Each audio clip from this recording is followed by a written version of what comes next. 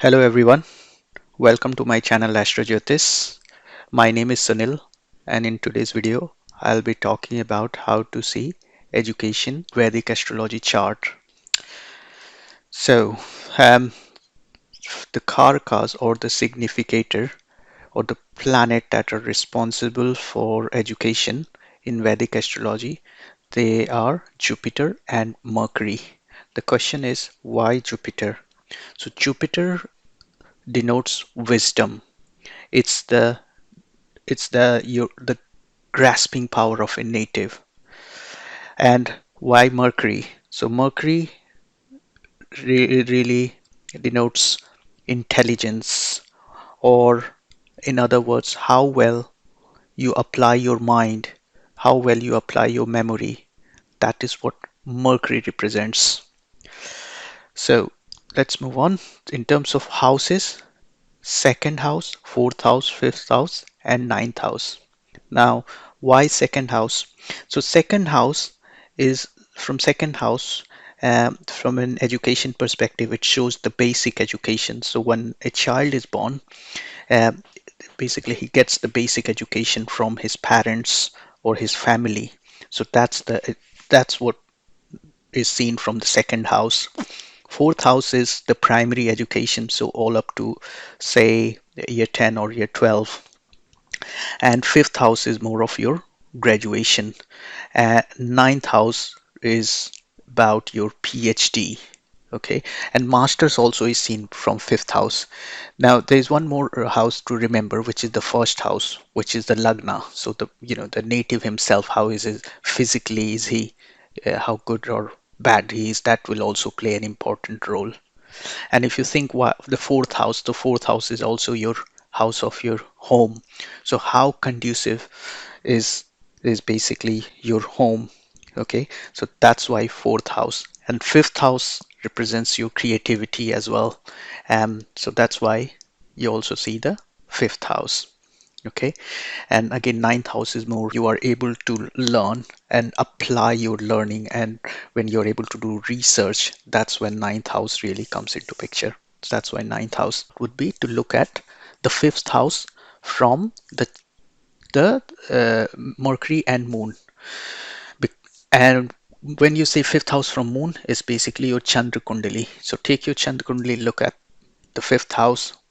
When I say look at fifth house, I essentially mean what's the Rashi that lies in that fifth house, who is the Lord. That will give you an idea in terms of what kind of education. And similarly do with Mercury. So make Mercury as a Lagna and then kind of look at the fifth house from Mercury. From there also you will get a clue about the education of the native. To find out what type of education a native will really have, that is driven from the fourth house and its lord. Look at the fourth house. Who is the lord? Where is the lord gone? And what kind of conjunction or aspect the lord has? That will give you very, very clear indication in terms of um, the education of the native. There's another important, because Mercury is really, really so important when you talk about education. You can't really see somebody's education without understanding the situation of Mercury in a chart. So you have to look at Mercury. You have to look at, what kind of conjunction Mercury is making, what kind of aspect Mercury has from other planets. So for example, if Mercury has conjunction with Sun, then it's likely that the person would have interest or will have education in political science. He could be also, having education in medicine. If Mercury has association with Moon, then it's likely going to be travel or hospitality related education the native will go through. But yeah, remember, if Mercury has conjunction with Mars or Saturn, then that's what makes a person's education difficult. So that's basically, creates a yoga called Mandbuddhi yoga if Mercury is conjunct with Saturn. So that's just, I don't want to go into on too much of details on that, but that's how you see if somebody will have difficulty in education. You also look at the fifth Lord Nakshatra. What Nakshatra is the fifth lord into. That will also give an indication in terms of the education. The next thing to consider is the fifth lord in the Navamsa. So let's say if your fifth lord is, say, Mercury, so you need to see where is the fifth lord position in your D9 chart or in your Navamsa. Is it in the Kendra or Trikona, or is it going into Dushtana houses like 6, 8, and 12? So that will also tell how good or bad a native's education would be. Um, you look at the also the lord of the Navamsha Rashi of Mercury. So if let's say Mercury falls into, say, say Aries in your Navamsha, so look where is Mars, which is the lord of Aries, is placed. Is it placed in good houses, bad houses? And it's not 6, 8, or 12 from Mercury in Navamsha. That will also gives in clear indication how good or bad a native's education would be. So there's another thing I want to talk about is that how do you differentiate, like, what field of education a native will have? Is he going to be more into science? Is he going to be more into arts? Or what kind of field? So yeah, there are some planets which drives one to go into technical fields, like Mars, Saturn, Ketu, Rahu, Sun. They basically, and if and if they are retrograding, so they makes a native choose more of a technical education than a non-technical. So non-technical would be things like commerce, accounts, philosophy. So those kind of things are non-technical. Um, and even if the planets are debilitated, then also they will push a native to choose a technical education over non-technical education. Um, Now, the other thing to look from a Rashi perspective that drive one into technical education are Aries, Gemini, Leo, Virgo, and Sagittarius. So if you have these Rashis in your second, fourth, fifth, ninth, then you can also understand that what will be the inclination of a native. So let's move on to the non-technical side. So if you have got Moon, Venus, Mercury, and Jupiter, so if these four planets um, play an important role or are connected with your second, fourth, and fifth, ninth house, then it's likely that the native would be going into non-technical education.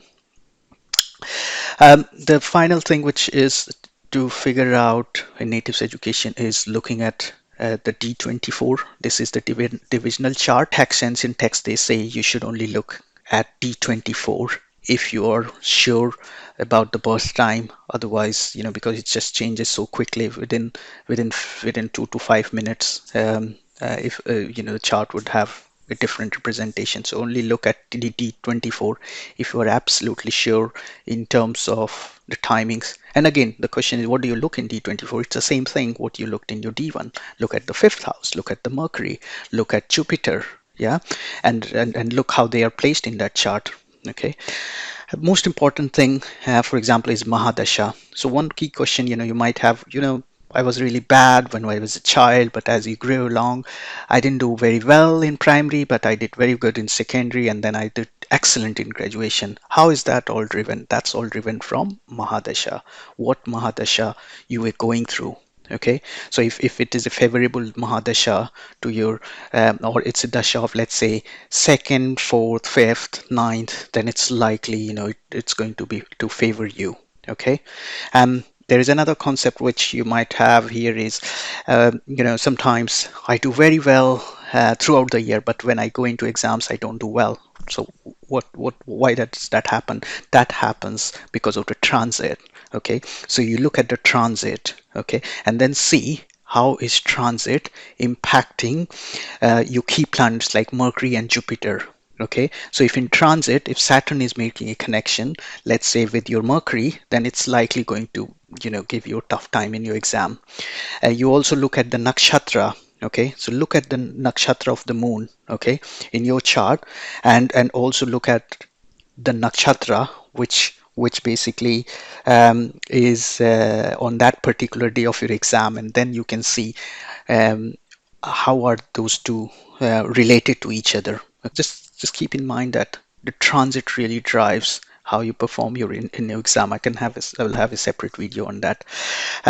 So let's look at what other things create difficulty. I briefly touched in terms of the combination of or conjunction of Mercury with Saturn creates difficulty.